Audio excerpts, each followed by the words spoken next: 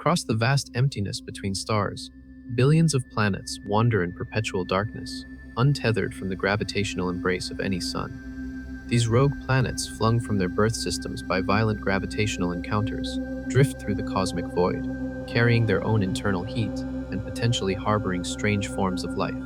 Tonight, we journey to these solitary worlds, where existence is defined by eternal night and the faint glow of internal geological forces. We will imagine the chilling landscapes of these unbound worlds, illuminated only by the distant gleam of other galaxies.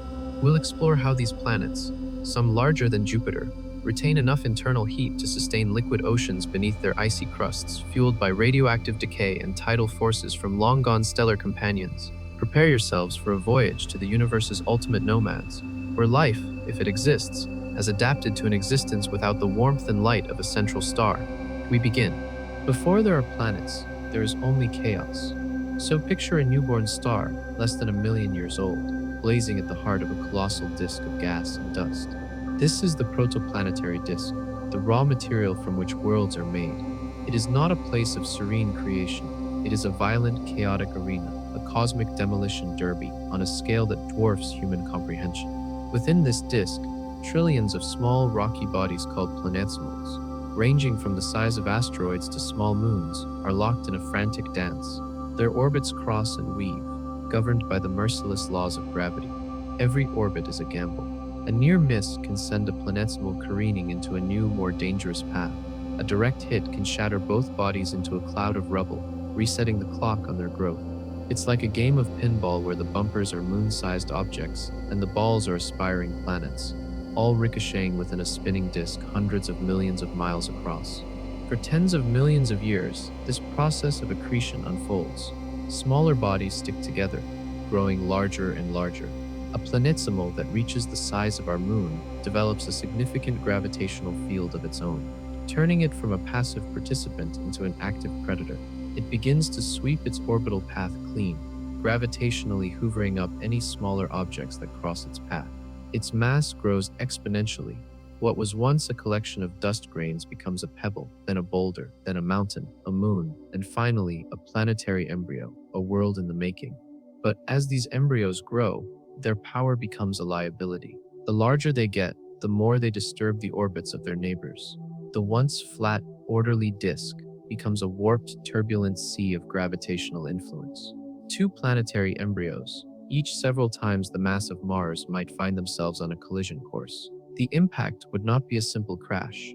It would be an event of unimaginable power, releasing more energy than all the nuclear weapons on Earth, detonating at once. The two bodies would merge, their iron cores sinking to the center, their rocky mantles melting into a global ocean of magma. This is how the terrestrial planets in our own solar system, including Earth, are thought to have formed, forged in a crucible of repeated cataclysmic impacts. The entire process is a race against time. The young star at the center is blasting the disk with intense radiation, slowly boiling away the gas and dust. The planets must form before their building blocks are lost to space. In this high-stakes environment, stability is a luxury few can afford. The system is a powder keg of gravitational potential energy, waiting for a single powerful spark to set it off. That spark comes in the form of the true monsters of the system, the gas giants. Their formation marks the end of the beginning and the start of a period of violent expulsion. As the inner system is consumed by the demolition derby of rocky worlds, a different kind of titan is being born in the cold outer regions of the disk. Here, beyond what's known as the frost line, temperatures are low enough for volatile compounds like water, methane, and ammonia to freeze into solid ice. This unlocks a massive new reservoir of building material, allowing planetary cores to grow much larger, much faster, reaching 10 to 15 times the mass of Earth.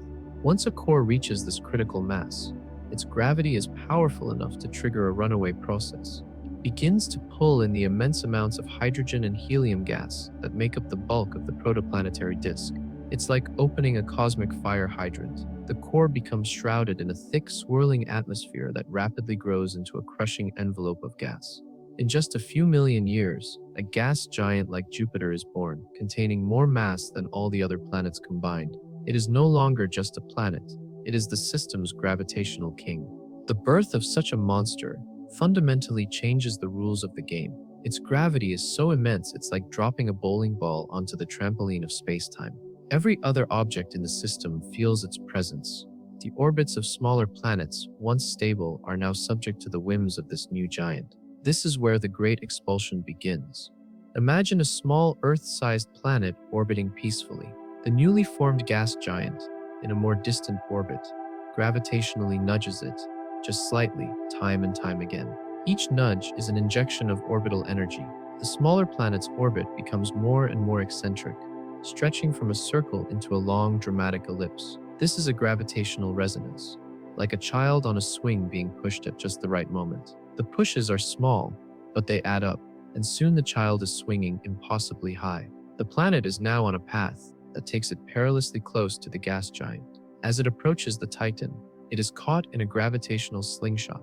The immense gravity of the giant grabs the smaller world and flings it with incredible force. If the angle is just right, the planet is not just moved to a new orbit, it is accelerated past the star's escape velocity.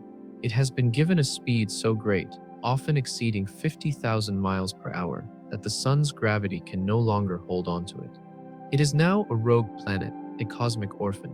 It has been exiled by its larger sibling, sentenced to an eternity of wandering the interstellar void. This isn't a rare or freak accident. Our best simulations of planetary system formation suggest this is a standard, almost unavoidable part of the process. For a system to achieve long-term stability, it often has to shed its unstable members. To create a peaceful, orderly solar system like our own, the universe first has to throw away the spare parts, and those spare parts, the countless exiled worlds, become a vast, unseen population of galactic nomads. For centuries, our conception of the cosmos was simple: stars and the planets that orbit them. The space in between was just that, empty space. But the discovery of rogue planets shatters this tidy picture. The galaxy is not just a collection of stellar islands, it's an ocean, and that ocean is teeming with dark, unseen worlds. The question is how many? The honest answer is that we don't know for sure, but the estimates are staggering. For every star you see in the night sky, there could be anywhere from 20 to 100 of these rogue planets, drifting silently in the dark. Our Milky Way galaxy contains an estimated 400 billion stars. If these models are correct, it means there could be as many as 40 trillion rogue planets in our galaxy alone. That number is so large, it's almost meaningless. It means that these stellar orphans are the most common type of planetary body in the universe, outnumbering their star-bound cousins by orders of magnitude. And they come in all shapes and sizes. The process of ejection is not picky. Any world that loses the gravitational lottery can be cast out. This means there are likely billions of rogue Earths, rocky worlds with iron cores and silicate mantles, frozen solid on the outside, but potentially warm within. There could be rogue super-Earths, planets up to 10 times the mass of our own, whose stronger gravity and thicker atmospheres make them even better at trapping their internal heat. The honest answer is that we don't know for sure, but the estimates are staggering. For every star you see in the night sky, there could be anywhere from 20 to 100 of these rogue planets, drifting silently in the dark. Our Milky Way galaxy contains an estimated 400 billion stars. If these models are correct, it means there could be as many as 40 trillion rogue planets in our galaxy alone. That number is so large, it's almost meaningless. It means that these stellar orphans are the most common type of planetary body in the universe, outnumbering their star-bound cousins by orders of magnitude. The line blurs even further at the upper end. There are objects called sub-brown dwarfs, or Y dwarfs. These are titanic worlds, sometimes 15 or 20 times the mass of Jupiter, that formed like stars from a collapsing cloud of gas, but never gained enough mass to ignite nuclear fusion in their cores. They are not quite planets, and not quite stars. They are cosmic misfits, glowing faintly in the infrared from their own residual heat of formation. These objects are essentially giant, superheated rogue planets, the undisputed kings of the nomadic worlds. This vast, diverse population of worlds, from small rocky bodies to failed stars, completely changes our understanding of what a planet can be. It decouples the concept of a world from the concept of a sun. To truly comprehend the existence of a rogue planet, we must journey to its surface and bear witness to its environment. Let us imagine standing on a rogue world the size of Earth. The first thing you would experience is the cold. It is a cold unlike anything on Earth. a profound, absolute stillness that borders on the physically impossible. The temperature on the surface would be a mere 30 to 50 Kelvin, which is more than 400 degrees below zero Fahrenheit. At this temperature, the very concept of air ceases to exist.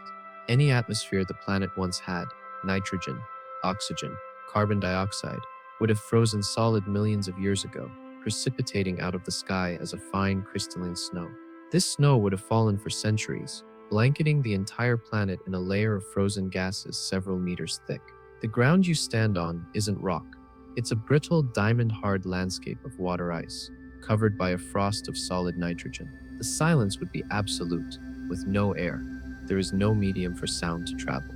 The only sound would be the faint, low-frequency groaning of the ice crust beneath your feet, as it adjusts to the planet's internal stresses. The landscape itself would be a monument to the stasis. Mountains of water ice, harder than steel at these temperatures, would have been carved billions of years ago by geological forces that have long since fallen silent on the surface. Canyons deeper than the Mariana Trench would be filled with motionless glaciers of frozen methane. Nothing moves, nothing changes. It is a world in perfect frozen suspension, but the darkness is not perfect.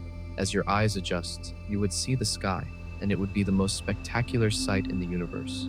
With no sun and no atmosphere to scatter light, the heavens are revealed in their purest form. The band of the Milky Way would not be a faint, ethereal wisp.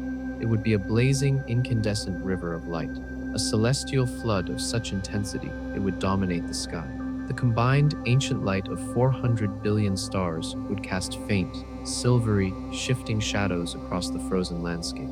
The galactic core, 26,000 light-years away, would be a brilliant, glowing heart at the center of this river. You could see the great dust lanes that wind through our galaxy, appearing as dark, intricate veins against the stellar glow. The large and small Magellanic Clouds, two of our galaxy's satellite companions, would hang in the sky like luminous, ghostly thumbprints. Even the Andromeda Galaxy, 2.5 million light-years away, would be clearly visible as a faint, elongated smudge. You are seeing the universe raw, without a filter. It is the loneliest, most beautiful, and most terrifying vista imaginable. A world lit by the ghost light of a billion suns, none close enough to offer an ounce of warmth. This is the hellscape on the surface. But deep below, a hidden power source wages a quiet war against the cold. A world without a star should be a world without heat. It should cool rapidly until it reaches thermal equilibrium with the near absolute zero temperature of interstellar space. And yet, many rogue planets may not be frozen solid. Deep within their cores, a powerful and persistent engine generates heat, a furnace that has been burning for billions of years and will continue to burn for billions more. This engine is powered by the slow, relentless decay of radioactive elements. When a planet forms, it incorporates all the elements present in its parent nebula. This includes not just common elements like silicon, oxygen, and iron, but also trace amounts of heavy, unstable elements forged in the hearts of long-dead stars. The most important of these are uranium-238, thorium-232, and potassium-40. These elements are radioactive, meaning their atomic nuclei are unstable. Over immense timescales, they spontaneously break down, transforming into more stable elements and releasing a tiny packet of energy in the process. Think of it as a cosmic firework with an impossibly long fuse. A single atom of uranium-238 will sit unchanged for billions of years. Then, in a random instant, it will fire off a particle, releasing a microscopic burst of heat and transforming into a new element. This process repeats in a long chain of decay until it finally settles as a stable atom of lead. Each individual decay releases a minuscule amount of energy, but a planet contains an astronomical number of these atoms. The collective heat from trillions upon trillions of these atomic fireworks going off every second creates a steady, reliable source of internal heat. A planet's core is essentially a naturally occurring nuclear fission reactor, but one that operates in extreme slow motion. Here on Earth, this same process, known as radiogenic heat, is responsible for about half of the heat flowing from our planet's interior. It is the power source that drives plate tectonics, fuels volcanoes, and maintains the liquid outer core that generates our protective magnetic field. On a rogue planet, this internal furnace is even more critical. It is the world's only source of energy, a rocky super-Earth with a larger mass and a greater abundance of these heavy elements. could generate terawatts of power from its core, enough to keep vast regions of its interior in a liquid state. The planet is like a giant self-heating thermos. Its thick, rocky mantle and icy crust provide a near-perfect layer of insulation, trapping this internal heat for eons. While the surface may be a frozen hellscape at 400 degrees below zero, just a few hundred kilometers down, the temperature could be rising to hundreds of degrees above zero. This temperature gradient creates the single most tantalizing possibility in the study of these worlds: the existence of vast, hidden oceans of liquid water. Radioactive decay provides a steady, reliable baseline of heat. But for some rogue worlds, there is another, more violent source of internal energy: tidal heating. This is a power source born from the very chaos that exiled the planet in the first place, an echo of a gravitational past that refuses to fade. To understand tidal heating, think of our own Jupiter and its moon. Io is the most volcanically active body in our solar system, its surface constantly repaved by molten lava. It has no significant radioactive furnace of its own. So where does this immense heat come from? It comes from gravity. Io is trapped in a gravitational tug-of-war between the colossal pull of Jupiter and the smaller but significant pulls of its neighboring moons Europa and Ganymede. This constant push and pull means Io's orbit is not perfectly circular. As it moves closer to Jupiter, the giant's gravity stretches it. As it moves farther away, it relaxes back into a spherical shape. It is being constantly squeezed and flexed like a person repeatedly bending a metal coat hanger. This continuous friction generates an enormous amount of heat in the moon's interior, enough to melt its mantle and power its supervolcanoes. Now apply this principle to a rogue planet. It's possible that when a planet is ejected from its solar system, it doesn't go alone. It can be flung out with one or more of its moons still gravitationally bound to it, creating a solitary nomadic system. A rogue gas giant, 5 times the mass of Jupiter, could possess a family of large, icy moons. Each moon would be tidally flexed by the parent planet, and they would gravitationally perturb each other, creating the same kind of orbital resonances that torture Io. In this dark, lonely system, the moons would become their own heat sources. The energy for this heating is being drained from the system's orbital momentum, causing the moons to slowly spiral inwards over billions of years. But in the meantime, their interiors could be kept molten. An icy moon the size of our own could maintain a liquid water ocean beneath its shell for the entire age of the universe, powered solely by the gravitational flexing from its parent rogue planet. Even a single rogue planet without moons might retain echoes of tidal heating. If its ejection was particularly violent, or if it had a close encounter with another massive body early in its journey, it could have been spun up to a rapid rotation or left with a significant axial tilt. The slow process of the planet settling down, its internal layers adjusting to a more stable state, would release frictional heat for billions of years. These are the ghosts of gravity, the lingering energy from a violent past that provides another crucial ingredient for making a frigid world potentially habitable in the dark.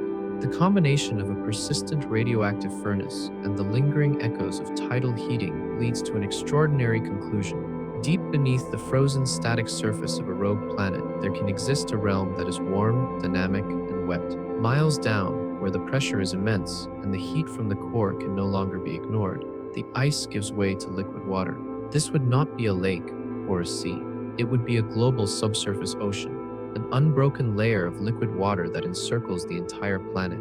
The sheer volume of this ocean would be staggering. A rogue planet the size of Earth, with a thick ice shell, could easily contain 10 to 100 times more liquid water than all of Earth's oceans combined.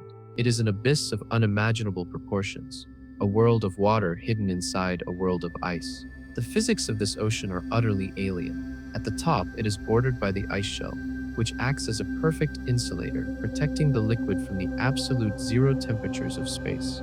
The thickness of this ice crust could range from a few miles on a world with strong internal heating to over 100 miles on a less active one. This colossal lid of ice means there are no waves, no tides driven by a moon, unless the planet has its own, and no light whatsoever. At the bottom of this ocean lies the planet's rocky mantle. Here, the pressure would be thousands of times greater than at the deepest point in Earth's oceans. The pressure would be so high, potentially over 10,000 Earth atmospheres, that water itself would be crushed into exotic forms of ice. This isn't the ice we know.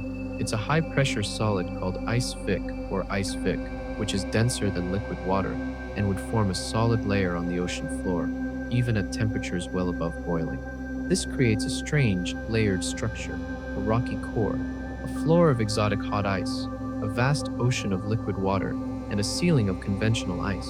This ocean sandwich presents a challenge for life. If the liquid water is separated from the rock by a layer of high-pressure ice, it would be cut off from the mineral-rich nutrients of the seafloor. However, on many worlds, this may not be the case.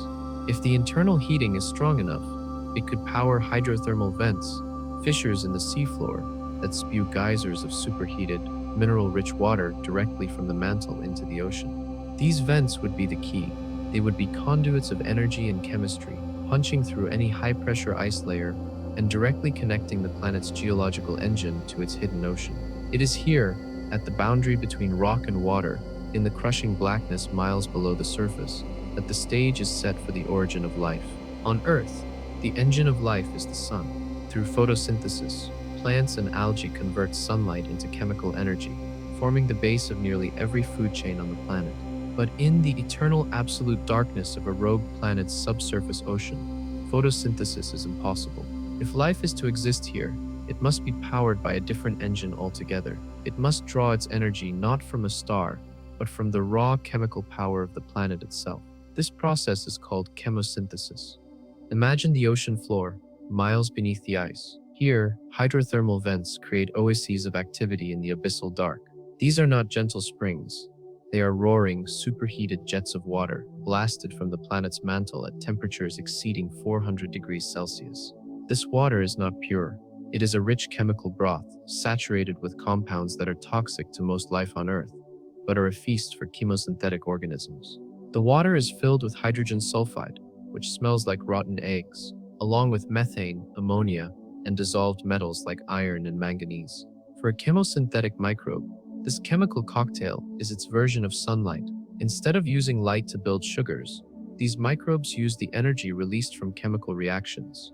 They breathe in hydrogen sulfide and exhale sulfates, capturing the energy from this reaction to build their bodies. They are living stone eaters, architects of a food web built on geology instead of astronomy.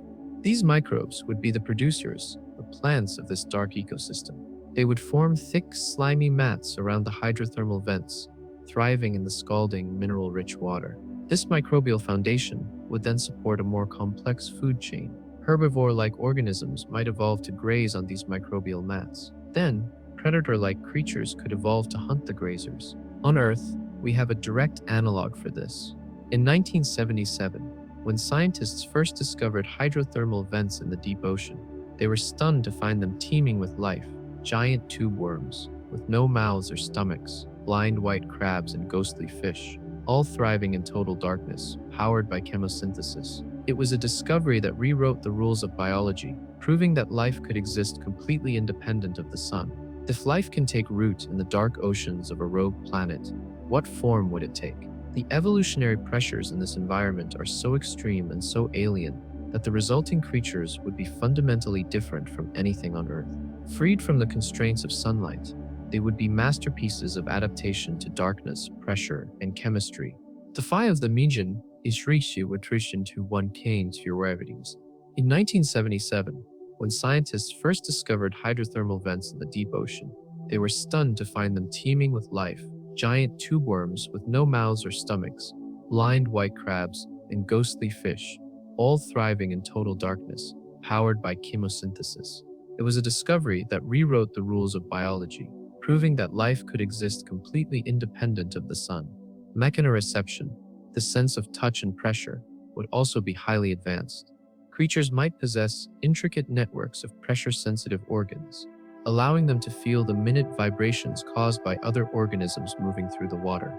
This would be a form of passive sonar, building a three-dimensional image of the surrounding environment from pressure waves. Some organisms might even evolve a form of active sonar, like bats or dolphins, emitting clicks or pulses and interpreting the echoes to navigate and hunt. And then there is bioluminescence. While there is no external light, these creatures might evolve the ability to produce their own. This light wouldn't be for seeing, but for communicating. A flash of blue might be a mating signal. A glowing red lure could attract unsuspecting prey. A sudden brilliant pulse could startle a predator, allowing for an escape. The dark ocean could be filled with these silent, flashing conversations. The metabolisms of these creatures would be incredibly slow. In an environment where energy from the vents is the only source, conservation is key. Life would move slowly, deliberately. Creatures might spend most of their lives in a state of near hibernation, waiting for a meal to drift by. Their bodies would be built to withstand the immense pressure of the deep ocean. Instead of rigid internal skeletons made of calcium, they might have cartilaginous structures or hydrostatic skeletons, using their own internal fluid pressure to maintain their shape. They would be soft, pliable, and resilient. Could intelligence evolve here? It's one of the most profound questions. Without hands to manipulate tools, and without the sky to inspire astronomy, what would drive the development of higher consciousness? Perhaps the intense competition around the limited oases of the vents would favor complex social behaviors, communication, and problem solving. An intelligent species here would have a philosophy born of darkness and geology, their entire reality confined to the warm, wet abyss between the ice and the rock. For all their potential abundance, rogue planets are phantoms. They are small, cold, and almost perfectly black. Finding them is one of the greatest challenges in modern astronomy. It's like trying to spot a lump of coal in a dark room from 100 miles away. Direct observation is all but impossible. Instead, astronomers must hunt for them indirectly, by looking for the subtle ways their gravity disturbs the universe around them. The primary method for this cosmic ghost hunt is a phenomenon called gravitational microlensing. Predicted by Einstein's theory of general relativity, microlensing occurs when a massive object, like a star or a planet, passes almost directly in front of a more distant star from our perspective. The gravity of the foreground object, the lens, warps the fabric of space-time around it. This curvature acts like a lens, bending and magnifying the light from the background star. As the rogue planet drifts across our line of sight, the background star will appear to slowly brighten and then fade back to normal over a period of days, weeks, or months. The pattern of this brightening is unique and predictable. By analyzing the shape and duration of the light curve, astronomers can calculate the mass of the lensing object and its distance from us. It is a cosmic alignment of incredible precision. We are not seeing the planet itself. We are seeing its gravitational shadow cast upon a distant star. It's like detecting an invisible ship by watching how its wake disturbs the surface of the water. Several ongoing surveys, like the Optical Gravitational Lensing Experiment and the Korea Microlensing Telescope Network, have been staring at the most densely packed star fields in our galaxy for years, monitoring hundreds of millions of stars every night, hoping to catch these fleeting events. They have already confirmed the existence of dozens of rogue planets, proving they are real and not just a theoretical curiosity. But the true revolution in this field is yet to come. NASA's Nancy Grace Roman Space Telescope, scheduled for launch in the late 2020 SEC, will take this search to a whole new level. From its vantage point in space, free from the blurring effects of Earth's atmosphere, Roman will conduct the largest microlensing survey ever attempted. It will monitor a vast swath of the galaxy with unprecedented sensitivity. Scientists estimate that Roman could discover over 1,000 rogue planets, including more than 100 that are the size of Earth or Mars. For the first time, we will have a true statistical census of these nomadic worlds. We will learn how common they are, what their typical masses are, and whether they are more likely to be found in certain parts of the galaxy. We are moving from an era of speculation to an era of data, preparing to map the invisible population of our galaxy and finally bring its ghostly wanderers into the light. What is the final destiny of a world born of chaos and condemned to wander?